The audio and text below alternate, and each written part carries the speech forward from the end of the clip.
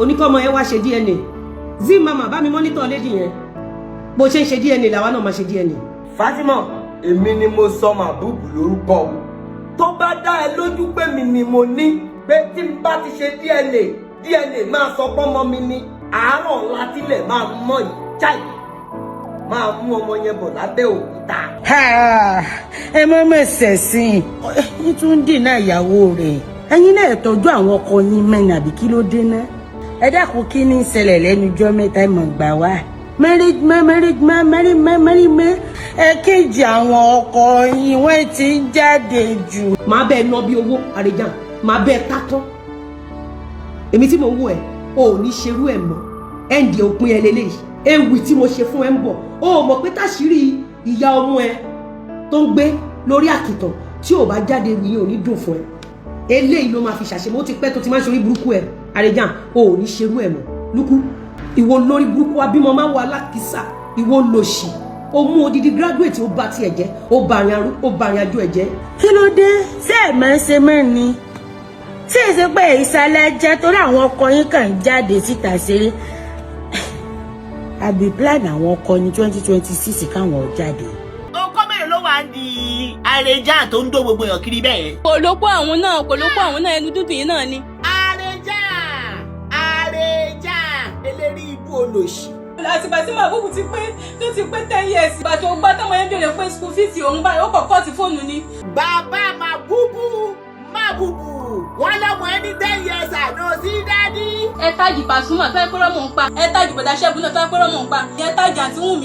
Wùnmí mọ̀ mí mọ́ ọ má lọ sábẹ́ Abẹ́òkúta ń gbà yẹn ní Òkè Èjìgbò bọ̀dá Ibrahim gan mo ní nọ́mbà wọn lọ́wọ́ amájọ́ ń sọ̀rọ̀ tẹ́lẹ̀. Àrèjà eléri ibú olòṣì. kò sanwó school rí o 2000 ló jẹ́ Màbúbù. ẹrú bùkátà ọmọ ò bà mí o iléèwé ibo lọmọ fẹ́ lọ ṣèbí ilé ẹ̀kọ́ tí mo lágbára ni máa fọmọ sí. so ìyàwó àkọ́kọ́ ọmọ méjì ìyàwó kejì ọmọ mẹ́ta èmi ọmọ kan ó ṣe mẹ́fà so ẹlòmíì tuntun wà ń lé rẹ̀ báyìí o. ó ní bébí màmá márùn-ún ìyá ọmọ ẹni òkú ẹ báyìí kò jù báyìí lọ ó ní bíntì báyìí lókù ẹ olóko bíntì olòṣì. ilé tí mò ń gbé ọ̀fẹ́ náà fún mi o ilẹ̀ mò ń kọ̀ta o ilẹ̀ ni mò ń kọ̀ta ni mo fi pákéjì ara mi. ìwọ tó gbèrí mo fẹ́ fi ní sàndọ́rì gbèrí kọ́kọ́ lọ tọ́jú abandon son for good 10 years. àrèjà ò tí ì rí nǹkan kan o èmi ò sọ fún ẹ ṣebí àrèjà ṣebí nǹkan tó gbé wa dé social media yìí tí wọ́n ń ṣe bí ká ní pé orí oníkọ́mọ ẹ wá ṣe DNA zi mama bá mi mọ́nítọ̀ lédi yẹn ẹni tó bá wa ṣe DNA a máa pè é òun náà máa bọ́mọ yẹn ṣe DNA àrèjà má wọrí bó ṣe ń ṣe DNA làwa náà máa ṣe DNA lágbára Ọlọ́run ṣebí nǹkan tó gbé wa débi báyìí nìyẹn àbí àrèjà nǹkan tó gbé wa débi nìyẹn ṣebí o rí mi o rí struggle mi o rí nǹkan tí Ìyábọ̀ Òjó gbé ẹnu ṣe wá ṣe ìwọ náà feel the same thing wá feel ẹ zi mama if you are watching me get ready oní DNA ní side títí wa náà then let's do right things let's do the right things ẹ jẹ́ ká ṣe the right thing àrèjà àwọn tí Ìyábọ̀ Òjó lò lánàá dà wọ́n forí gbé pé wọ́n gbégbé ìwọ mi sọ fún ẹ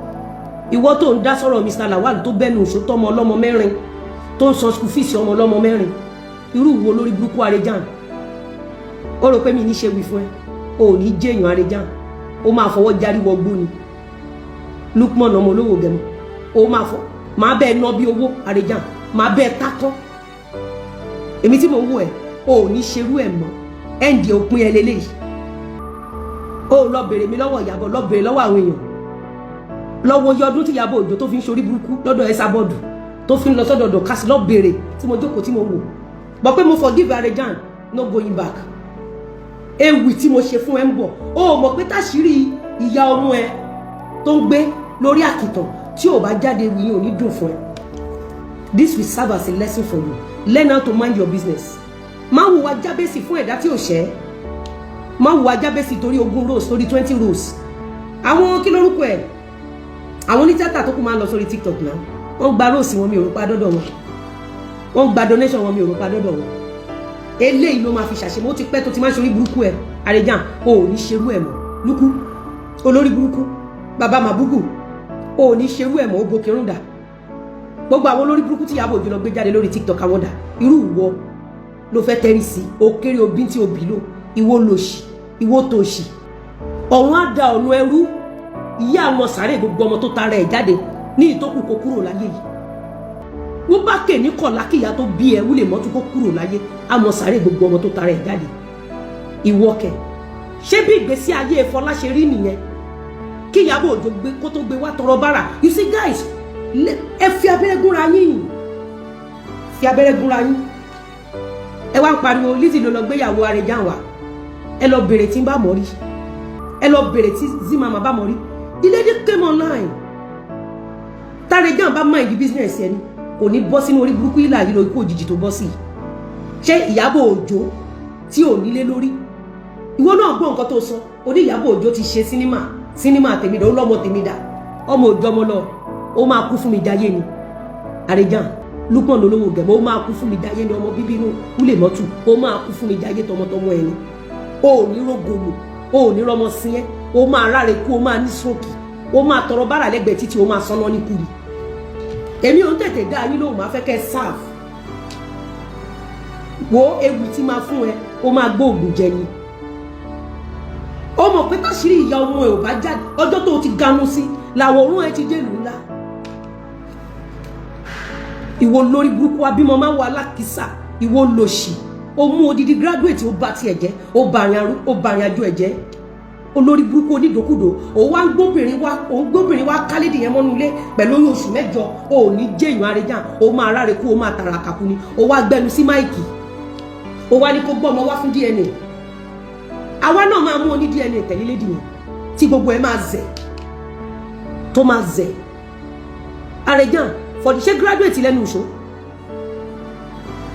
ṣé graduate lẹ́nu ìṣó ṣé graduate lẹ́nu ìṣó imagine picking up a graduate irú ìwọ ó tọ́ sí ìwọ ọ̀rọ̀ Lizzy tọ́ sẹ́nu ẹ Lukman olówó gẹmọ tó máa ṣòfò ẹ̀mí tó máa ṣòfò ara tí gbogbo ẹ̀dá tó ń dáwó fún ẹ tó máa fi ọwọ́ tó fi ń dáwó fún ẹ tó máa fi gbé ọmọ wọn sí gbogbo ẹ̀dá tó ń gbèjà àtẹ̀dá tó ń gbèjẹ tó máa fi kú rèwerèwe ṣèfàjẹ́ tí ògùn lákàyè ọ̀ṣìrí mọ́lẹ̀ tó máa fi ẹ̀jẹ̀ wọn wẹ̀ ìwọ Lukman ló ń dá sírò ọ̀rọ̀ tèmi pẹ̀lú wípé a ní ọmọ kankan lọ́wọ́ Fọlá mẹ́rẹ̀ẹ̀rin pẹ̀lú wípé a ní secret DNA I paid Fọlá house rent I was the one tó gba flat fún Fọlá I was the one tó gba flat fún Fọlá torí business tèmi àtọkọ mi ti ṣe share tó kàn mí ni mo fi sọ fàlájì kò fi gbalé fún Fọlá lẹ́yìn tó gbalé fún tán èmi tí mo sanwó ilé Fọlá rẹ̀ èmi tí mo gbọ́ àwọn ọmọ Fọlá rẹ̀ even nígbà tí ọkọ mi discover pé òun kọ́ lòun lọ́mọ mẹ́rẹ̀ẹ̀rin 2 DNA secret DNA mo ṣe ń ran Fọlá lọ́wọ́ tó bá jẹ́ pẹ̀lú condition tí Fọlá ń gbé ní ìyàwó tó bímọ fún ẹ gbé ẹ jáde ẹ ṣèmù mi ẹ mọ ètè ti dá fún Fọlá níbí kí ni Fọlá lè fi kí ló lè show for it kí ni Fọlá lè fi show for it ẹ tọwọ́ ba yá aláyé Arẹjàn ìwọ àti Ìyábọ̀ Òjó ó gbọ́ statement tó ń tẹnu ẹ jáde ni onítẹ̀ bá ní kẹ́yìn wá ṣe wèrè kó wá ṣe fíìmù wèrè ó lè mi máa wọṣọ tó fàn ó wá bọ́ síta oníwèrè wọ́n máa sọmọ ní Lizzy ṣé ká sọmọ ní Lukman olówó gẹ̀mọ̀ àbí ká sọmọ ní Ìyábọ̀ Òjó olórí burúkú olè ọ̀fọ́n Ìyábọ̀ Òjó oníbàárà ṣé ká sọmọ ní Ìyábọ̀ Òjó nígbà tó bá ní ká má sọmọ ní Lizzy billionaire ṣé ká sọmọ ní Ìyábọ̀ Òjó àfòkúgba donation ìyá àsìnkú oníbàárà àbí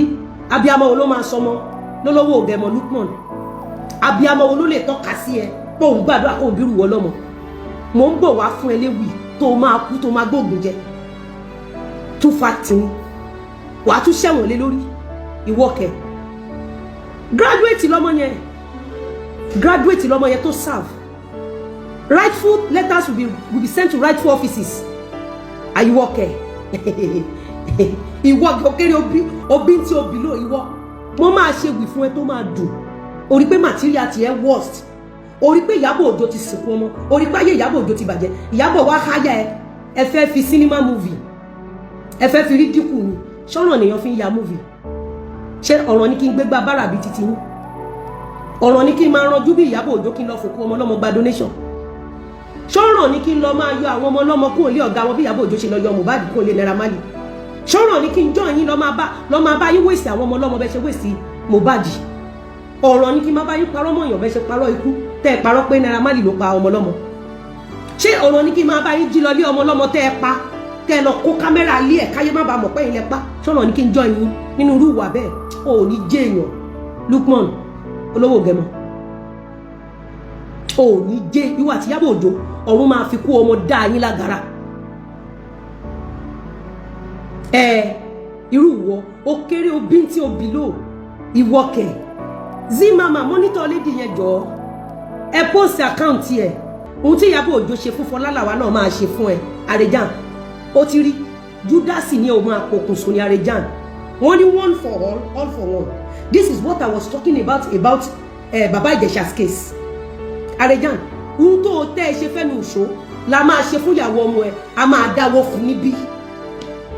a máa dáwọ́ fún ṣé bí wà tí Ìyábọ̀ Òjó lẹ́jọ́ ṣe kéèsì ẹnu ìṣó àbí wà tí Ìyábọ̀ Òjó kọ́ lẹ́jọ́ ṣe kéèsì bá a ṣe máa ṣe fún wọn náà nìyẹn.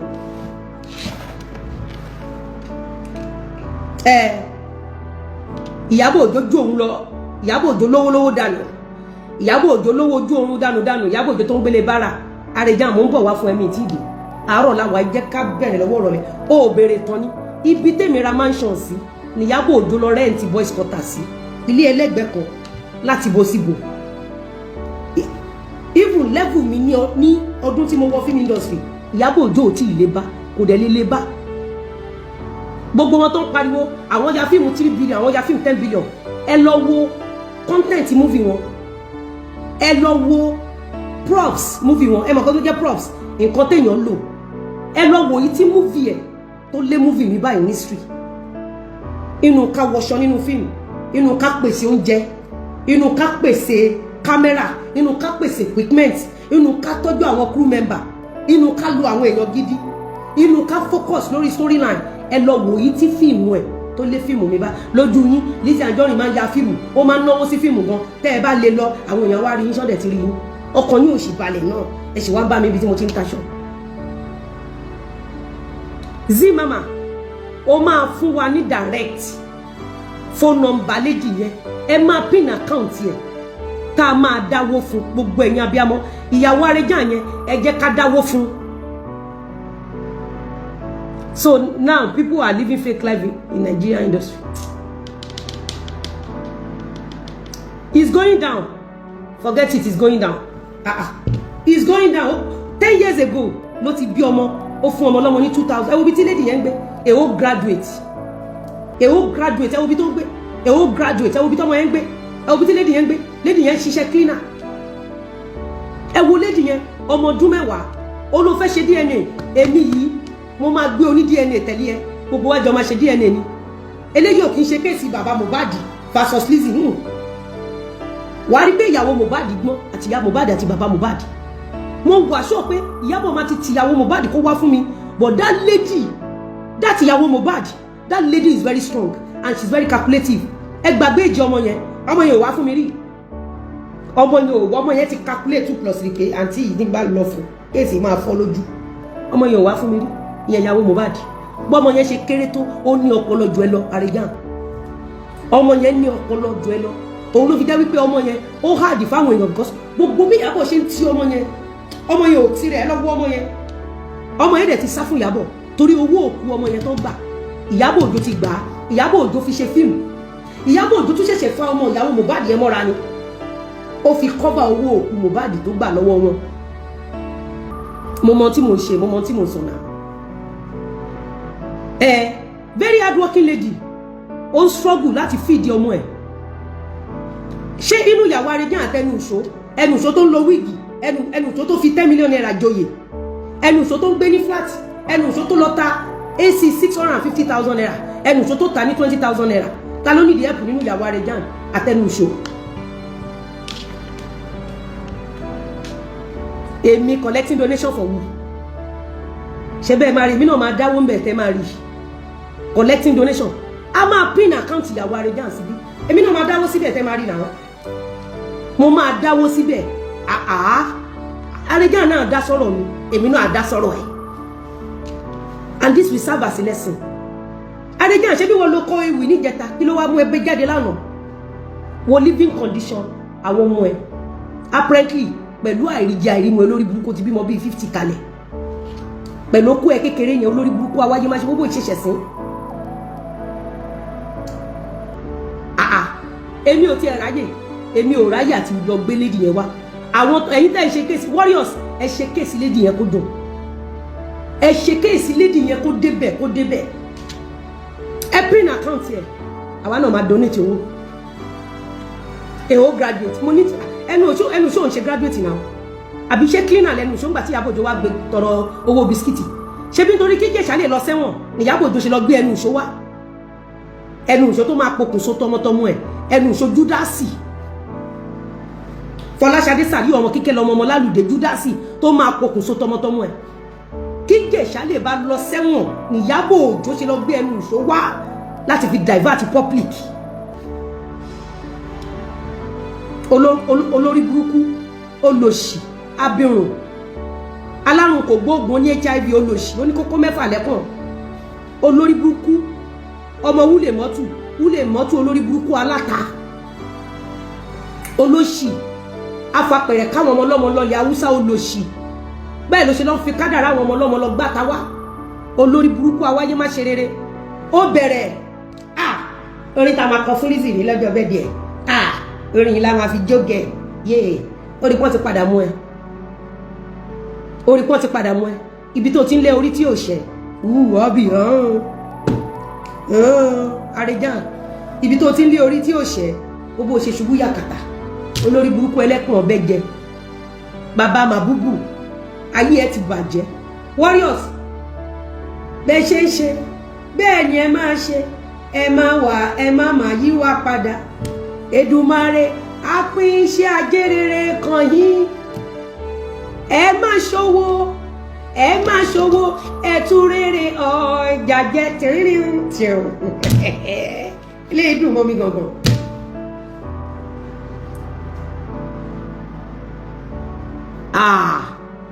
Ok èyí olórí burúkú tó gbé sílé ọmọ èyí tó gbé sílé yẹn ni èyí olórí burúkú ìyá kó múlá ìyá kò léyìn ọmọ yẹn ni mò ń bá wí. Ìyábọ̀ Òjó tó ń struggle nínú life ọmọ kan tí Ìyábọ̀ Òjó ṣe lọ pé wá ni ó fẹ́ fi sinimá tó lọ yáwó sinimá tó kó àwọn ex-convict sí sinimá tó lọ yáwó ó fẹ́ fi búlì Lizzy kò mọ̀ pé something big is coming kò mọ̀ pé something big is coming ìjọ́ wo láti rà achievement Lizzy tí Lizzy wá lọ gbé èèyàn kan jáde wípé Ìyábọ̀ estate ẹ̀dà ìjọ́ wo létí ibi tí Ìyábọ̀ Òjó ya olórí burúkú dé nínú ọpọlọ Ìyábọ̀ Òjó sì rò pé òun tó ìkànnà Àríkẹ́ ibi tí Ìyábọ̀ Òjó àwọn ọpọlọ tó wù yẹ for 30 years tó bá yé Ìyábọ̀ Alice Òjó ọmọ Olúbùnmi Fẹ́túgà ibi tó bá jẹ́dẹ́ wọ́n níyàn ní ẹ́stéètì kírú Ìyábọ̀ Òjó lọ máa gbé Àrèjàn jáde Ìyábọ̀ Òjó gẹ̀ẹ́dẹ́ gbogbo àná ọmọ ẹ̀dà máa fọmọ mi wọ̀ ẹ́ Àrèjàn ọmọ ẹ̀dà sinimá àti ẹ̀dà ó yá Ìyábọ̀ fi hàn wá ibi tó ti rí blọọkù 6 mọ́lẹ̀ láyé ẹ̀ torí tí n bá bèrè pé Ìyábọ̀ mansion ẹ̀dà àwọn tó ń ṣáàbàtì gan sí àwọn tó ń ṣáàbàtì fún wọn lè tẹ́rí sí owó tó máa fi kọ́ mansion ẹyọ kan yẹn wọ́n máa fi kọ́lé bíi 50 sórí estate kan owó ilé ẹyọ kan yẹn ó máa kọ́ duplex bíi 50 lórí ìdúró owó ilé ẹyọ kan yẹn lọ bèrè lọ́wọ́ Ọlá of Lagos pé mansion tí mo gbé jáde yẹn ní kó fún ẹ ní estimation as at 2026 in this economy ní kí Ọlá of Lagos fún ẹ ní estimation lé yẹn. ṣé láàárọ̀ yìí ní 784 láàárọ̀ ìtọ́ pé prayer ni mo wá ṣe ẹ pàdé mi lálẹ́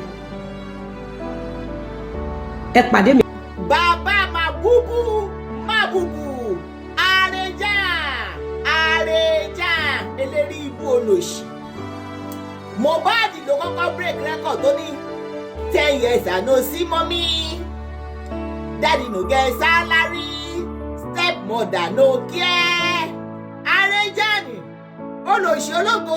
ológo 1 gigabyte tó ti lò gbé ẹ̀tọ́ tó fẹ́ fi Lizzy Anjorin trendy wọ́n lọ́mọ ẹni 10 years àná sí dádì olórí ibú ìyá ọmọ ẹni òòrówó skul ọmọ san 2,000 naira olóòfóhùn rí tọmọ fi pé 10 years olóṣìẹ kúntakúntè ó dàbí aláǹgbá orí èṣù ó lè bọ́ta kó pínà ká nọ́mbà pọ̀ kú Lizzy Anjorin ó lè bọ́ta kó máa wọ studio lórí burúkú lọ́wọ́ wọ studio kò rówó tọmọ orí bébí màmá 5 ìyá ọmọ ẹ ní okó ẹ báyìí kò jù báyìí lọ ó ní bíntì báyìí lóko ẹ olóko bíntì olòṣì ààrẹ jẹ́ tó fẹ́ fi Lizzy Anjorin gòkè wo kọ́kọ́ lọ tọ́jú àbádọ́ ọmọ ẹ àbádọ́ làbùbù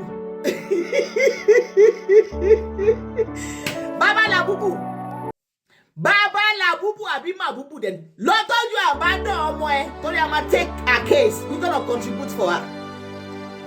olórí burúkú àbímọ máa wọ àbímọ máa yàn olóko òdìgbò lùgì olóko bọ́ńtrowé olóṣì lọ́tọ́jú làbúbù àbí màbúbù dẹni ìyá ọmọ ẹ pè ẹ bó ansa àkọ ó ló ti fi kọ́ lòun sí backlist olórí burúkú ẹ lè pàtẹ ẹ pọ̀ kó máa búya alájà ẹ tó ra ìyá ẹ pa awítán oláwo iye ọkọ gbé fíìmù rọ sinimá kí Lizzy Anjorin tó ti jẹ́ pé multi-billionaire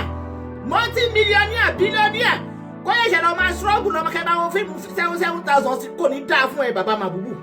ó ní ṣóríire ò ní jèrè ó lọ ṣọdọ burúkú ìgbà tá ti rí ẹ tó ti lógo àbítọ́ lòun bọ̀ sún ọmọ yankí ìwọ tó yẹ pé lukumọ̀nù ọmọ inú gbó ni ẹ ìwọ tó gbèrí mo fẹ́ fi Lizzy Anjorin gbèrí kọ́kọ́ lọ tọ́jú abandon son for good 10 years àná sí dádì wo wá jẹ́ ṣégeyà